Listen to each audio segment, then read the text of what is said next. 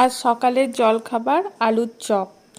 আলুটা ভাজা মশলা, লঙ্কা, একটু জিরে গুঁড়ো, লঙ্কা গুঁড়ো এইসব দিয়ে ভালো করে মেখে নিতে হবে। কড়াইয়ে তেল গরম করতে হবে, বেসন অল্প নুন দিয়ে ভালো করে ফাটিয়ে নিতে হবে। আলুটাতে একটু নুন আর একটু মিষ্টি দিতে হবে পরিমাণ মতো। দিয়ে এই যে আকৃতিগুলো করা হচ্ছে, এই রকম আকৃতি করে এগুলো অনেকগুলো করা হচ্ছে। তো এই আকৃতি করে বেসনে ডুবিয়ে ডুবো তেলে ভাজতে হবে। তেলটা সর্ষের তেল নিলে খুব ভালো হয়। কেউ যদি সর্ষের তেল না খান, সাদা তেলেও অসুবিধা নেই। এবার একে একে চপগুলো ছেড়ে দিতে হবে বেসনে ডুবিয়ে।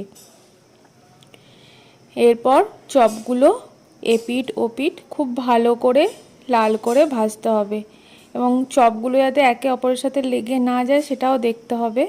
আর বেসনটা যখন গুলবেন তখন একটু মোটা করে গুলবেন। এই দেখুন লাল করে ভাজা হয়ে গেছে।